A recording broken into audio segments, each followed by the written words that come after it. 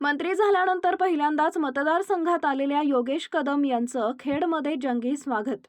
मंत्रिपदाची शपथ घेतल्यानंतर प्रथमच आपल्या खेड दापोली विधानसभा मतदारसंघात आलेल्या नामदार योगेश कदम यांचं खेडमध्ये कार्यकर्त्यांकडून जंगी स्वागत करण्यात आलं। खेडमध्ये आल्यानंतर योगेश कदम यांनी श्री काळकाई मातेचं दर्शन घेतलं। यावेळी मोठ्या संख्येने कार्यकर्ते उपस्थित होते।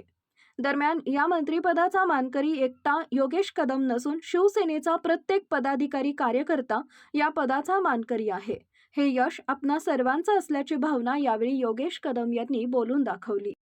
शिवसेनेचे मुख्य नेते सन्माननीय एकनाथजी शिंदे साहेब आणि सन्माननीय आपले लाडके नेते रामलिंगभाई कदम यांच्या आशीर्वादाने आपल्या दापोली मतदारसंघाला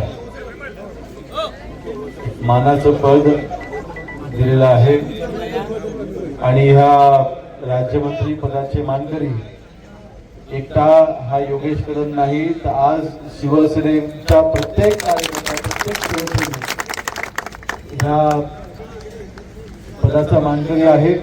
आपल्या सर्वांच्या मेहनतीने आपल्या सर्वांच्या आशीर्वादाने हा दिवस आज आपण सर्व पाहतोय आणि हे यश आपल्या सर्वांचं आहे।